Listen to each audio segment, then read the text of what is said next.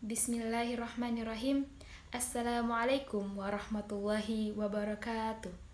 Alhamdulillahirabbil alamin wa bihi nasta'in wala umurid dunya waddin.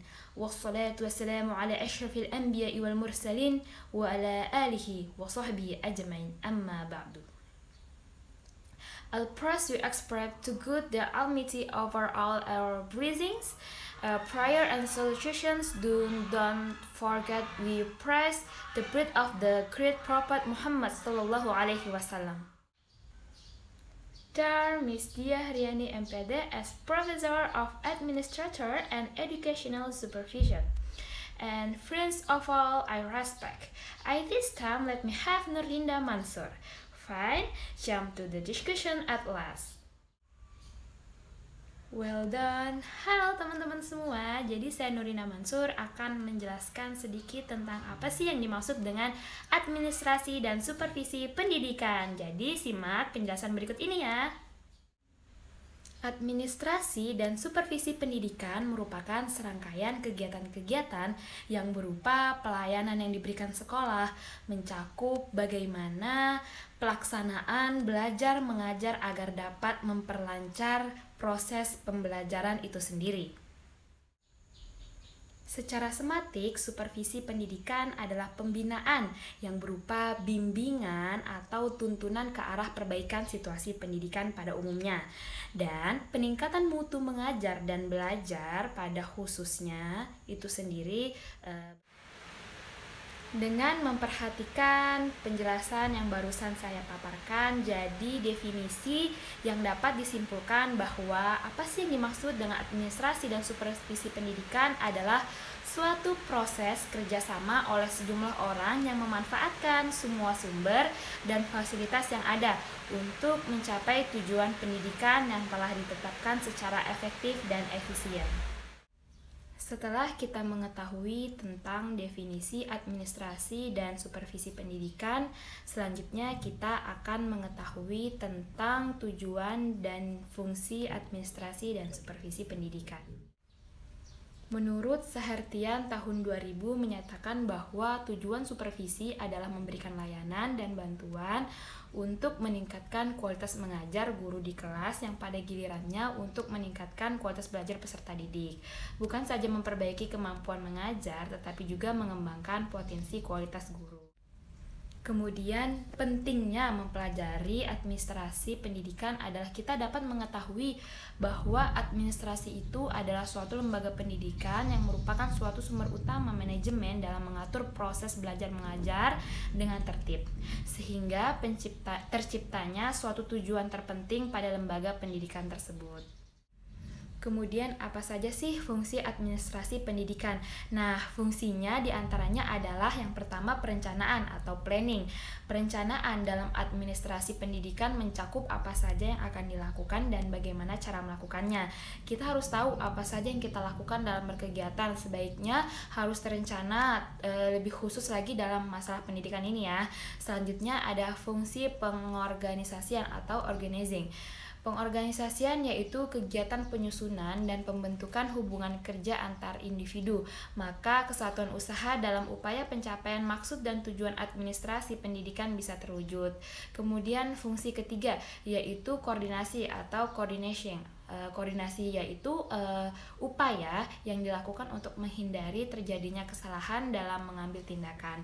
Dengan kata lain, koordinasi adalah kegiatan yang membawa manusia, material, ide, teknik, dan tujuan ke dalam suatu hubungan yang harmonis dan juga produktif. Kemudian keempat yaitu komunikasi atau communicating. Dalam aktivitas komunikasi tersebut adapun meliputi penyebaran dan penyampaian gagasan dan maksud baik secara tertulis maupun lisan. Nah, komunikasi ini adalah hal yang sangat terpenting dalam pelaksanaan suatu program pendidikan ya. Kemudian selanjutnya adalah pengawasan atau supervision. Adapun dalam pelaksanaan program pendidikan tentunya harus disertai dengan adanya pengawasan. Proses pengawasan program pendidikan harus dilakukan dengan teliti agar tujuan pendidikan bisa tercapai. Kemudian ialah kepegawaian atau staffing. Fungsi kepegawaian sudah berjalan mulai dari proses perencanaan dan pengorganisasian. Dalam hal ini, administrasi pendidikan mengupayakan agar yang dipilih untuk menduduki jabatan tertentu yaitu orang-orang yang memiliki kemampuan dan kapabilitas sesuai dengan jabatan yang diberikan. Selanjutnya ada penganggaran atau budgeting. Budgeting yaitu anggaran biaya yang direncanakan dan direalisasikan untuk pencapaian tujuan administrasi pendidikan. Di Indonesia sendiri anggaran untuk pendidikan sekitar 20% dari pemerintah. Kemudian yang terakhir ada fungsi penilaian atau evaluating.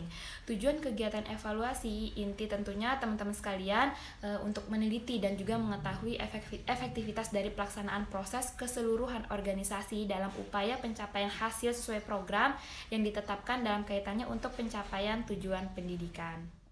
Kemudian kita masuk kepada ruang lingkup administrasi dan supervisi pendidikan, yaitu mengupayakan dan mengembangkan kerjasama yang baik antara guru, murid, dan pegawai tata usaha sekolah, mengupayakan dan membuat pedoman cara-cara menilai hasil-hasil pendidikan dan pengajaran, upaya untuk meningkatkan mutu dan pengalaman guru.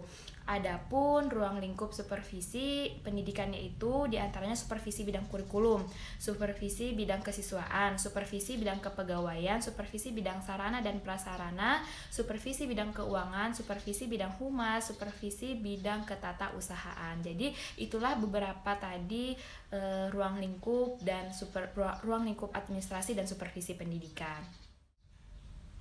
Nah, teman-teman semua, itulah tadi sedikit pemaparan atau penjelasan terkait definisi administrasi dan supervisi pendidikan.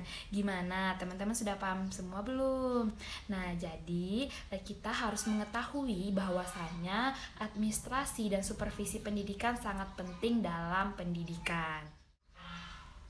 Semoga teman-teman semua dapat memahami apa yang dimaksud dengan administrasi dan supervisi pendidikan terkait definisi, tujuan, fungsi, ruang lingkup, dan lain sebagainya. Itu sangat penting untuk kalian pelajari.